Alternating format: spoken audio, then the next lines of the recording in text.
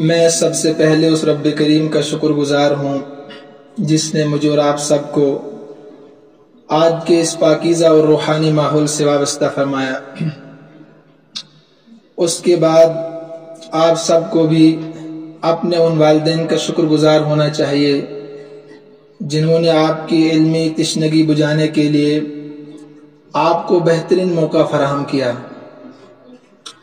اور اس کے بعد آپ تمام طالبات کو ان اساتذہ کرام معلمات کا بھی شکر گزار ہونا چاہیے جنہوں نے اپنی مصروفیات کو پس پش ڈال کر آپ کی صدا کو شرف قبولیت سے نوازا اور آپ کی علمی تشنگی کو بجھانے کے لیے اپنے قیمتی وقت کو آپ کے لیے صرف کیا۔ دنیا میں سب سے آسان کام نصیحت کرنا ہے، سب سے آسان کام دوسروں کو نصیحت کرنا ہے، اور سب سے مشکل کام اس نصیحت پر عمل کرنا ہے۔ پھر اگر نصیحت کرنے والا مخلص نہ ہو، اس کے اندر اخلاص نہ ہو، تو وہ نصیحت پیشہ کہلاتی ہے، پھر وہ نصیحت نہیں رہتی بلکہ وہ پیشہ ہوتی ہے۔ آج دنیا میں یہی ہو رہا ہے، سب نصیحت کرنے والے مخلص نہیں ہوتے اور ان کی نصیحت بھی پیشہ بنتی ہے، لوگ سنتے اور بلا دیتے ہیں۔ تو بہرحال میں کوئی نصیحت کرنے کے لیے تو یہاں نہیں آیا، مجھے تو آنا بھی نہیں چاہیے تھا کیونکہ میں خود نصیحت کرنے کے قابل بھی نہیں۔ مولوی صاحب کا پروگرام تھا اور حضرت مولانا بہاءالحق صاحب دامت برکاتہم کا پروگرام تھا، انہوں نے مجھے حکم کیا تو الامر فوق الادب کے تحت میں آپ کے سامنے حاضر ہوا ہوں۔ دعا کریں اللہ تبارک و تعالی مجھے صحیح صحیح کہنے کی اور ہم سب کو اس پر عمل کرنے کی توفیق عطا فرمائے۔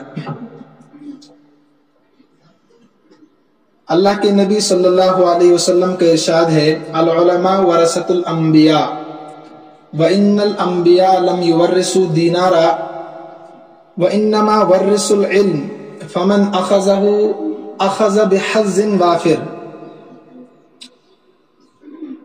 کہ علماء جو ہے وہ انبیاء کے وارث ہے، علماء انبیاء کے وارث ہے، اور انبیاء وراثت میں دینار اور درہم نہیں چھوڑتے بلکہ وراثت میں وہ علم چھوڑتے ہیں، انہیں علم کا وارث بنا کر ہو جاتے ہیں علماء کو، اس لیے علماء کو کہا العلماء ورثۃ الانبیاء۔ آپ سبھی طالبات علماء کی صف میں شامل ہے، اس لیے میں نے حدیث آپ کے سامنے عرض کر دی ہے۔ آگے دوسرا جز ہے فمن اخذہ اخذ بحظ وافر، کہ جس نے اس میں سے کچھ سمیٹ لیا، کچھ حاصل کیا، تو اس نے خیر کا، سعادت کا، برکت کا ایک بڑا حصہ سمیٹ لیا، بڑا حصہ حاصل کر لیا۔ امام بخاری رحمۃ اللہ علیہ کے ایک شاگرد تھے، ان کا نام تھا فربری رحمۃ اللہ علیہ۔ وہ کہتے ہیں کہ ایک مرتبہ امام بخاری رحمۃ اللہ علیہ حدیث لکھا رہے تھے، املا کرا رہے تھے، ڈکٹیشن۔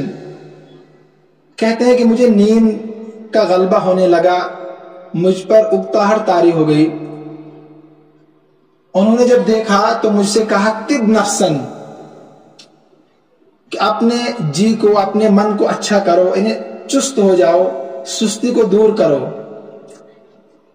آگے سمجھایا فإن التجار فی تجارتہم، جو تاجر ہوتے ہیں وہ اپنی تجارتوں میں مصروف رہتے ہیں۔ فإن اہل الصناعات فی صناعتہم، اور جو کاریگر ہوتے ہیں، صنعت کار ہوتے ہیں، وہ اپنی صنعتوں میں مصروف رہتے ہیں۔ وأنت مع النبی واصحابہ صلی اللہ علیہ وسلم، اور تم، میں نے فربری سے کہا کہ تم جو ہو نا، تم اللہ کے نبی صلی اللہ علیہ وسلم اور ان کے صحابہ کے ساتھ ہو، لہذا تمہیں چست رہنا چاہیے اور ہوشیار رہنا چاہیے۔ اس میں مقصد یہ تھا کہ ہر انسان اپنے فن میں اس کو یہ سمجھنا چاہیے کہ اللہ تبارک و تعالیٰ نے مجھے توفیق دی ہے اور اللہ تبارک و تعالیٰ مجھ سے راضی ہے۔ نبی اکرم صلی اللہ علیہ وسلم کی ایک حدیث ہے، من یرد اللہ بہ خیرا یفقہہ فی الدین، کہ اللہ کے خزانے میں صرف دو نعمتیں ہیں، وہ نعمتیں جس کو انسان نعمت سمجھتا ہے، ایک تو دنیا، اسباب، عیش و عشرت کی چیزیں انسان کو مل جائے، انسان سمجھتا ہے کہ میرے پاس دولت ہے۔ کہا کہ دوسری دولت جو ہے اللہ کی نظر میں وہ ہے کہ اللہ تبارک و تعالیٰ جس سے محبت کرتے ہیں اس کو اپنا فہم عطا کرتے ہیں، اس کو دین کی سمجھ عطا کرتے ہیں، اور اس کو اپنے علم کے لیے، قرآن جو ہے اللہ کا روح ہے، اللہ کا کلام ہے، اللہ تبارک و تعالیٰ اپنے کلام کے لیے اس کو انتخاب کرتے ہیں، اس کو منتخب کرتے ہیں۔ جیسے پوری دنیا سے اللہ تبارک و تعالیٰ نے صحابہ کا انتخاب کیا، آپ صلی اللہ علیہ وسلم کے چاچا ابو لہب بھی موجود تھے، ابو جہل بھی موجود تھے، لیکن بلال حبشی کو حبشہ سے لائے، ان کا انتخاب کیا کہ تمہیں صحابی بننا ہے، تمہیں اللہ کے نبی صلی اللہ علیہ وسلم کے ہاتھ پر بیعت کرنی ہے، کل قیامت کے دن سب سے بلند تم ہی رہو گے۔ یہ اللہ کی طرف سے انتخاب ہوتا ہے، قرآن و حدیث کو سمجھنے کے لیے، اس کو پڑھنے کے لیے۔ یہ کسی کے ہاتھوں کی طاقت سے، دست قوت سے نہیں ہوتا ہے، ہو ہی نہیں سکتا ہے۔ تو اس پر جتنا شکر کیا جائے وہ کم ہے۔ ہر وقت آپ کی زبان رطب اللسان رہنی چاہیے کہ اللہ آپ نے ہمیں توفیق دی کہ ہم علم دین حاصل کر رہے ہیں۔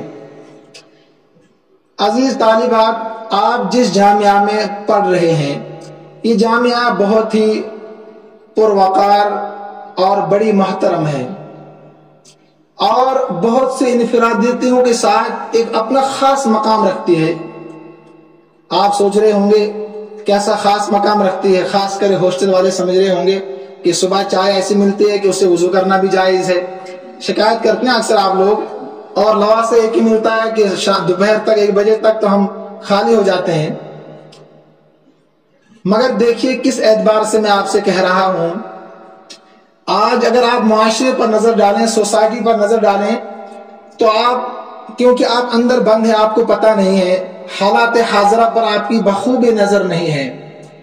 آج اس بات کی پوری کوشش اور سعی کی جاتی ہے کہ ایسے تعلیمی ادارے قائم کیے جائیں جس میں مخلوق نظام تعلیم ہو، مخلوق نظام تعلیم ہو، تاکہ اسلام کی بیٹیوں کو اسلامی سرچشموں سے بدگما کیا جائے جس طریقے سے ہو سکے۔ اب سرخیوں میں تو یہ ہوگا کہ ہم عورتوں کو حقوق ادا کر رہے ہیں، اخبار کی سرخیاں تو یہی کہیں گی نا کہ ہم مسلمان عورتوں کی حق تلفی ہو رہی ہے، ہم ان کے حقوق کے لیے لڑ رہے ہیں۔ آپ سرخیاں دیکھ کر خوش ہوتے ہیں، واقعتاً یہ تو سچ ہے کہ ہمیں حق ملنا چاہیے، یہ تو ہمارے لیے کوششیں کر رہے ہیں۔ وہ آپ کے لیے حقوق دلانے کی کوشش نہیں کرتے، وہ آپ کو اسلامی سرچشموں سے بدگما کرنے کی کوشش کر رہے ہیں تاکہ اسلام سے دور ہوتے جائیں۔ اور اسلام سے دور ہونا یک بارگی نہیں ہوگا، آہستہ آہستہ تمہارے تمدن پر، تمہاری ثقافت پر، تمہاری تہذیب پر حملہ ہوگا، اور آپ پھر دور ہوتے چلے جائیں گے۔ ایک وقت وہ آئے گا کہ تمہیں اسلام سے خود بخود نفرت ہو جائے گی، پھر ان کو کچھ کرنے کی، مشینوں کی ضرورت نہیں پڑے گی، کیونکہ آپ کے دل سے نفرت ہو جائے گی۔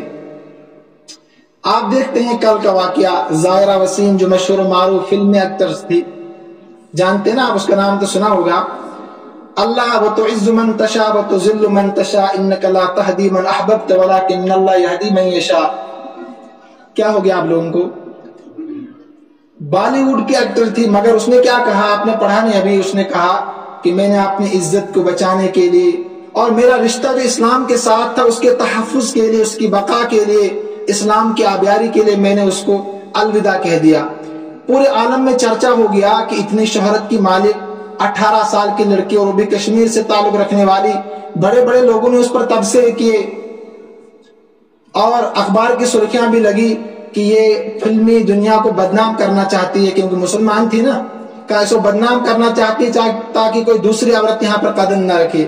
لیکن حقیقت یہ نہیں، حقیقت یہ ہے کہ اس نے وہاں دیکھا، پرکھا، جانچا، اپنی آنکھوں سے اس کا مشاہدہ کیا کہ جہاں ہر وقت سی سی کیمرے لگے ہوں، کپڑے بدلنے کے لیے سی سی کیمرے لگے ہوں، جوتا پہننے کے لیے سی سی کیمرے لگے ہوں، کھانے کے لیے سی سی کیمرے لگے ہوں، وہاں ایک عورت کی عزت کیسے محفوظ رہ سکتی ہے؟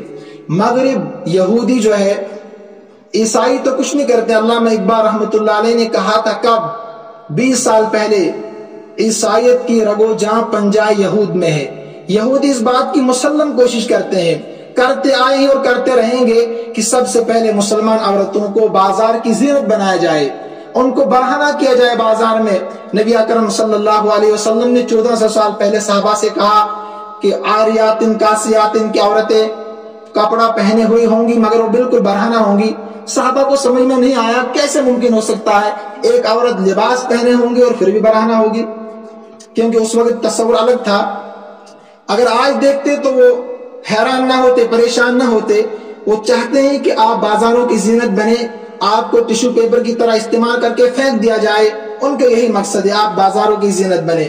مگر مجھے بڑے بڑے افسوس سے کہنا پڑتا ہے، بڑے افسوس سے، یہاں کی بعض معلمات یہاں سے نکلنے کے بعد، آپ کی جو ساتھی ہوتی ہے یہاں نکلنے کے بعد، وہ بھی اس میں رنگ جاتی ہے، اسی رنگ میں رنگ جاتی ہے۔ صبغۃ اللہ ومن احسن من اللہ صبغہ، قرآن کہتا اللہ کے رنگ میں رنگ جاؤ، مگر آپ لوگ یہاں سے نکلنے کے بعد غیروں کے رنگ میں رنگ جاتے ہیں۔ آپ کو تو اپنے رنگ میں ان کو رنگنا چاہیے تھا، چہ جائے کہ آپ ان کے رنگ میں رنگے، تو پھر کیا نہ خدا ہی ملا، نہ وصال صنم، نہ ادھر کے رہے نہ ادھر کے رہے۔ تو اس لیے میں نے کہا کہ یہ بڑی محترم اور ذی وقار ادارہ ہے کہ جس میں آپ رہ کر علم دین حاصل کر رہے ہیں، کتاب اللہ اور سنت رسول صلی اللہ علیہ وسلم آپ یہاں بیٹھ کر حاصل کر رہے ہیں، اور قرآن کریم کا حاصل کرنا، سنت رسول اللہ صلی اللہ علیہ وسلم کا حاصل کرنا، یہ کسی قیمتی جوہر سے کم نہیں ہے۔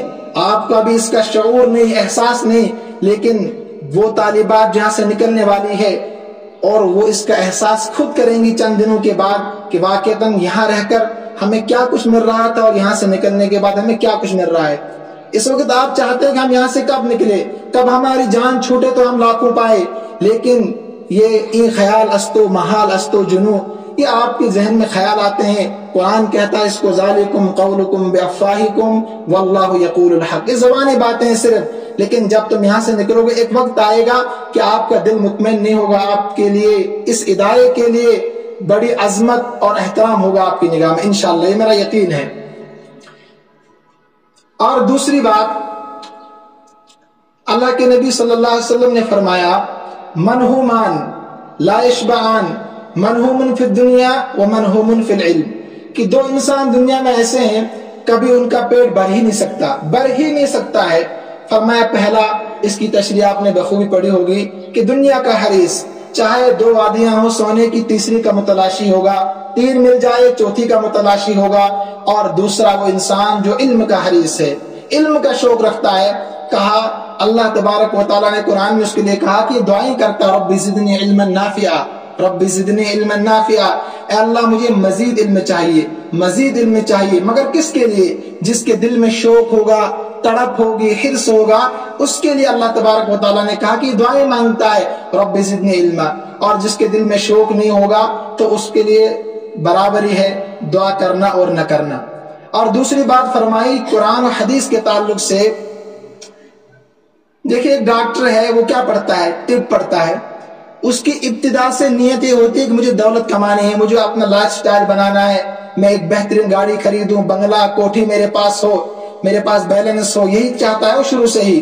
پھر کوئی نیت کرے خدمت خلق کرتا، مگر یہ باطنی چیز ہے، بینہ و بین اللہ، اللہ اس کے درمیان میں ہے، ہم نہیں جانتے ہیں۔ لیکن ایک دینی ادارے میں آنے والی طالبہ یا طالب علم شروع سے ہی اعوذ باللہ من الشیطان الرجیم پڑھتا ہے، اس کی نیت خالص سے ہوتی ہے کہ مجھے اللہ کو راضی کرنا ہے، اپنے رب کو کی معرفت میں چاہتا ہوں۔ اور بخاری شریف کی آخری حدیث تک کلمتان خفیفتان علی اللسان خفیفتان علی المیزان ثقیلتان علی المیزان، اور کما قال النبی صلی اللہ علیہ وسلم، کہ دو الفاظ ایسے ہیں کہ زبان پر تو ہلکے ہیں، زبان پر تو بھاری ہے، ترازو میں ہلکے ہیں، لیکن ان کی یہاں اللہ کے یہاں بڑی قدر منزلت ہے۔ پورے اس درمیانی جو وقت ہوتا ہے اس میں اس کی خالص نیت ہوتی ہے کہ میں اللہ کو راضی کروں، میں اللہ کو راضی کروں۔ اس لیے آپ سب سے قیمتی چیز ہو، آپ نے سب سے بہترین چیز کا انتخاب کیا ہے، اور اس بہترین انتخاب کے لیے آپ کو کرنا کیا ہے؟ آپ کو اب یہ کرنا ہے کہ آپ کو بہترین بننا بھی ہے، ورنہ آپ صرف سوچتے رہیں کہ ہم تو اچھا کام کر رہے ہیں، ہم قرآن کریم پڑھ رہے ہیں، سنت رسول اللہ پڑھ رہے ہیں، فقہ پڑھ رہے ہیں، گرامر پڑھ رہے ہیں، لیکن آپ اچھا بننے کی کوشش نہ کریں تو آپ پھر وہیں رہیں گے، پہنچی وہیں پہ خاک جہاں کا خمیر تھا، پھر تو کچھ بھی فائدہ آپ کو نہیں ہوگا۔ آپ اب کرنا یہ ہے کہ آپ کو اچھا بننے کی کوشش کرنی ہے، آپ کی ہر حرکت، آپ کا اٹھنا، آپ کا بیٹھنا اللہ کے نبی صلی اللہ علیہ وسلم کی سنت کی خوشبو اس میں آنی چاہیے، تب جا کر آپ بہترین بنیں گے۔ بہترین چیز کا انتخاب تو آپ نے کیا ہے، لیکن اس انتخاب میں آپ کھرے اترتے ہیں یا کھوٹے اترتے ہیں یہ آپ کی ذمہ داری ہے۔ اب جو علم ہے اس کو آپ نوٹ کر لیں، علم جو ہے اس کا خاصہ ہے تکبر۔ آپ علم سیکھیں گے آپ کے اندر تکبر ضرور پیدا ہوگا، کیونکہ یہ خاصہ ہے نا، جو خاصہ ہوتا ہے وہ ساتھ ساتھ چلتا ہے، خاصہ کبھی جدا نہیں ہوتا چیز سے۔ خاصیت اس کے اندر یہی ہوتی ہے کہ خاصیت اپنی شے سے الگ نہیں ہوتی ہے، ظرف مظروف سے الگ ہو سکتا ہے کیونکہ یہ عارضی چیز ہے، مگر خاصہ شے سے کبھی الگ نہیں ہوتی ہے۔ تو علم کا خاصہ ہے تکبر۔ جب بھی آپ علم حاصل کریں گے تکبر خود بخود انسان کے اندر رچ جاتا ہے، بچ جاتا ہے، لیکن علم کا تقاضا ہے تواضع۔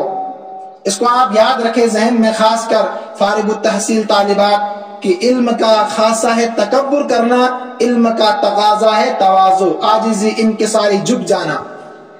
لیکن ابھی آپ نے علم حاصل تو کیا، لیکن یہ تواضع، انکساری، عاجزی کیسے آپ کے اندر پیدا ہوگی؟ اس کے لیے میں آپ کو چند باتیں عرض کر کے اپنی بات ختم کروں گا۔ سب سے پہلے نیت تو ابتدا میں کرنی چاہیے جب آپ نے شروع کیا تھا، لیکن کہتے ہیں کہ صبح کا کھویا ہوا شام کو واپس آ جائے، اس کو کھویا ہوا مت سمجھو۔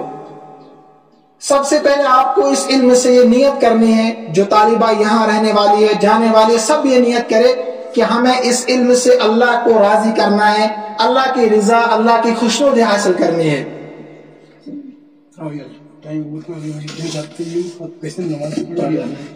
تو اللہ کی رضا، اللہ کی خوشنودی حاصل کرنی ہے۔ اور دوسری چیز یہ کہ اس علم کے ذریعے سے اپنے اندر سے جہالت کو ختم کرنا ہے۔ کیا کرنا ہے؟ اس علم کے ذریعے سے اپنے اندر سے جہالت کو ختم کرنا ہے۔ امام شافعی رحمۃ اللہ علیہ فرماتے ہیں وَمَن لَمْ يَذُقْ ذَلَّةَ التَّعَلُّمِ سَاعَةً فَقَدْ تَجَرَّعَ كَأْسَ الْجَهْلِ طُولَ حَيَاتِهِ، جس نے دن میں ایک لمحے کے لیے، دو لمحے کے لیے علم حاصل نہیں کیا، علم حاصل کرنے کے لیے وقت فارغ نہیں کیا، وہ زندگی بھر جہالت کے گھونٹ انڈیلتا رہتا ہے، یعنی زندگی بھر جہالت میں رہے گا، یعنی جو دن میں کم سے کم 2 منٹ 3 منٹ علم حاصل کرنے کے لیے نہیں نکالتا۔ اور عبداللہ بن مبارک رحمۃ اللہ علیہ کا مشہور واقعہ آپ نے سنا ہوگا، انہوں نے ایک مرتبہ اپنے استاد سے کہا مجھے چھٹی چاہیے۔ انہوں نے پہلے اصرار کیا کہ آپ مت جائیے، اتنے دور سے آپ پڑھنے کے لیے آئے ہیں، یہ آپ کے لیے سبق آموز ہے کہ معمولی سی بات پر آپ کو چھٹی چاہیے، کسی کی دادی کا انتقال ہو چکا 2 مہینے، اب اتنا جھوٹ بولتی ہے لڑکی کہ دادی کا انتقال ہو گیا، امتحان چھوڑ دیا دادی کے انتقال کے لیے، حالانکہ وہ 2 مہینے پہلے مر گئی تھی بیچارے، اللہ ان کی مغفرت کرے، اگر مری بھی ہوگی، لیکن یہ کہتے مر گئی۔ اب واقعہ دیکھیں، عبداللہ بن مبارک رحمۃ اللہ علیہ نے کہا کہ مجھے چھٹی چاہیے۔ پہلا کام تھا اللہ کی رضا آپ حاصل کرے، دوسرا کام کیا تھا کہ اپنے اندر سے جہالت کو آپ ختم کریں گے، اپنے اندر سے جہالت کو ختم کریں گے۔ تیسرا کام کیا ہے؟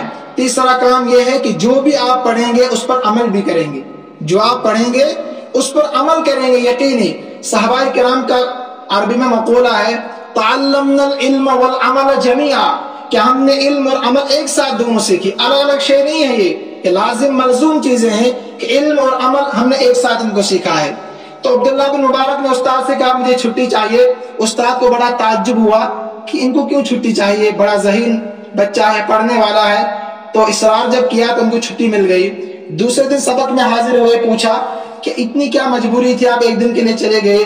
انہوں نے کہا کہ دراصل آپ نے جو رات حدیث پڑھائی تھی الحق الفرائض بأہلہا، کہ وارثین کو ان کا حق دے دو، مرنے کے بعد سب سے پہلا کام یہ ہوتا ہے کہ مرنے والے کی وراثت ان کے مستحقین تک پہنچائی جائے۔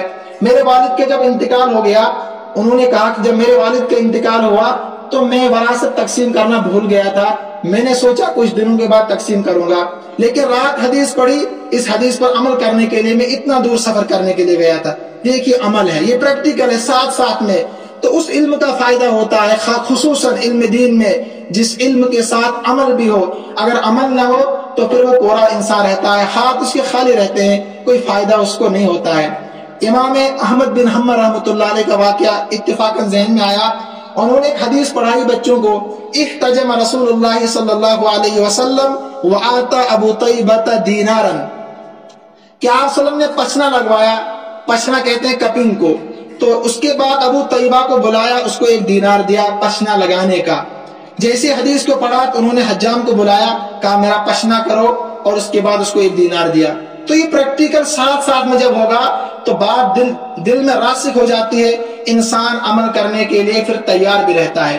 اور آخری بات، چوتھی بات جو ہے وہ یہ ہے کہ جو آپ نے علم حاصل کیا اپنی جہالت کو دور کرنے کے لیے، اب آپ کو یہ علم اپنے تک محدود نہیں رکھنا ہے، بلکہ آپ کو نیت کرنی ہے کہ جس طریقے سے اپنے اندر سے میں نے جہالت کو دور کیا، اسی طریقے سے اس علم کے ذریعے سے دوسروں کی جہالت کو بھی کیا کرنا ہے، ختم کرنا ہے۔ اگر آپ نے یہ کام نہیں کیا، چوتھا والا کام، تو گویا کہ آپ علم دین کے خائن ہیں، آپ اس میں خیانت کر رہے ہیں۔ اور یہ بات آپ بالکل ذہن میں نقش کریں کہ اگر خائن خیانت کرتا ہے، آپ صلی اللہ علیہ وسلم نے کہا لا ایمان لمن لا امانت لہ ولا دین لمن لا عہد لہ، کہ جس کے اندر خیانت ہے کہ وہ ایمان والا ہو ہی نہیں سکتا ہے۔ اب آپ امانت داری کیسے ادا کریں؟ تو اس کے لیے کئی طریقے ہیں، خصوصاً جو فارغ التحصیل طالبات ہیں، میں ان سے مخاطب ہوں۔ دیکھیے، دوسروں تک علم پہنچانا، اس کو پھیلانا، اس کو نشر کرنا، اس کے کئی طریقے ہیں۔ آپ جس طریقے پر بحسن خوبی فائز ہے، اسی طریقے کا آپ انتخاب کیجئے، اسی طریقے پر آپ چلیے۔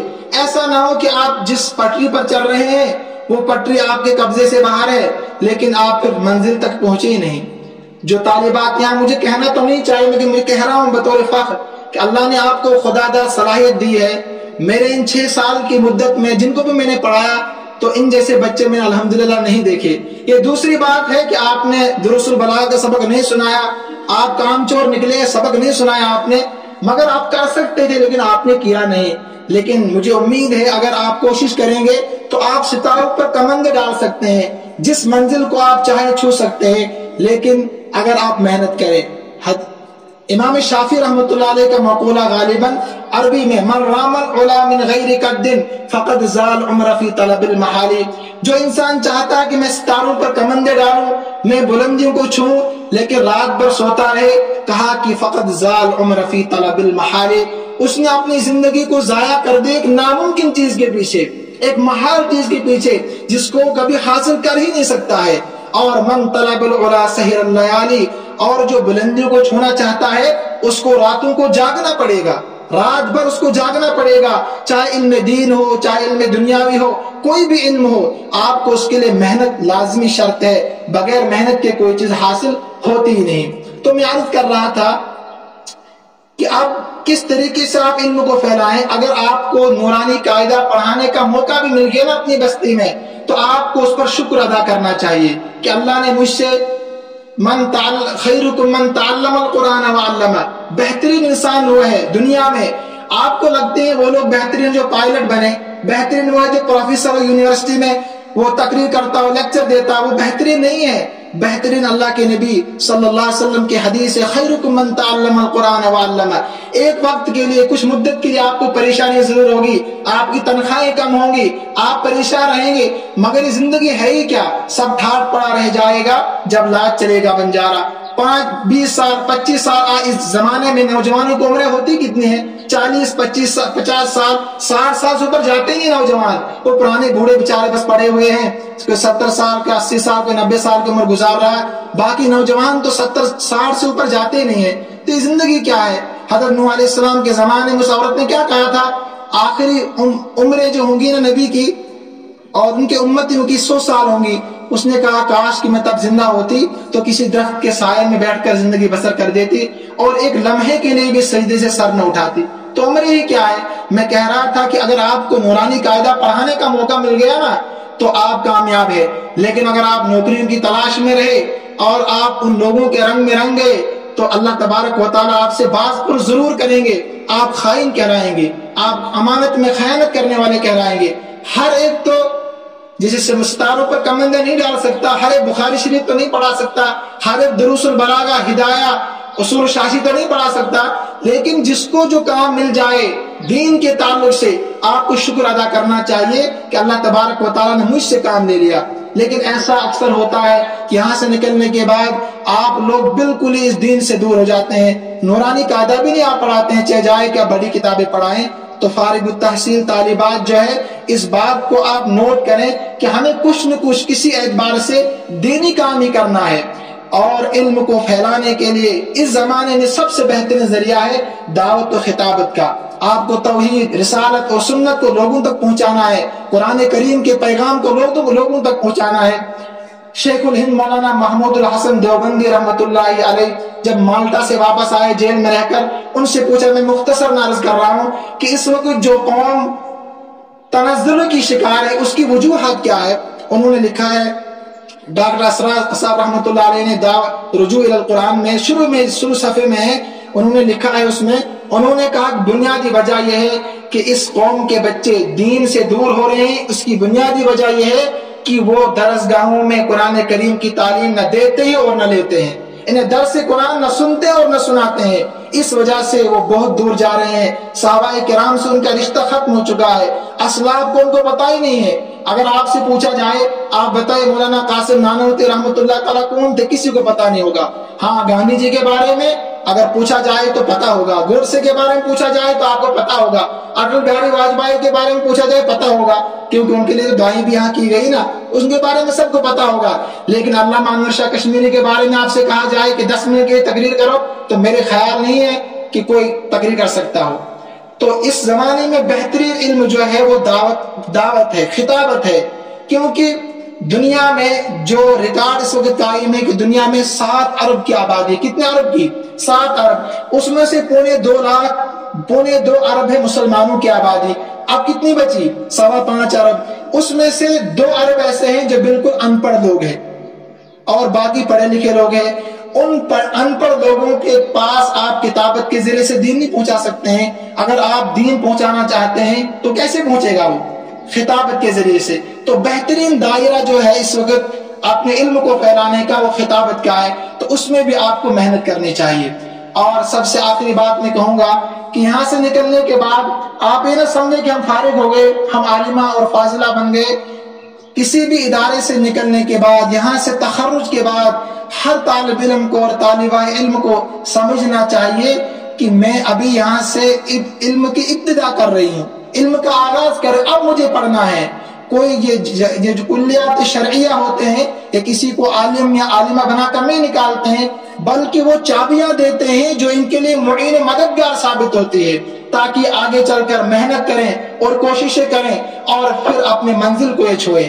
تو یہ چند باتیں تھی جو میرے ذہن میں اتفاقاً آئی، میں نے عرض کر دی. آخر میں یہ چند اشعار میں عرض کروں گا، آپ ان کو نقش کر لیں جو جانے والی طالبات ہے. علامہ اکبر الہ آبادی رحمۃ اللہ علیہ نے کہا تھا کہ تم شوق سے کالج میں پڑھو، پارک میں کھیلو. تم شوق سے کالج میں پڑھو، پارک میں کھیلو.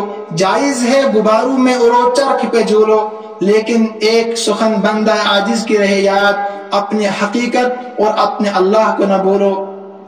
اور پھر ایک کتاب ہے، اپنے من میں ڈوب کر پا جا سراغ زندگی، میرا نہیں بنتا تو مت بن، اپنا تو بن. اللہ تبارک و تعالی ہم سب کو کہنے سننے زیادہ عمل کرنے کی توفیق عطا فرمائے.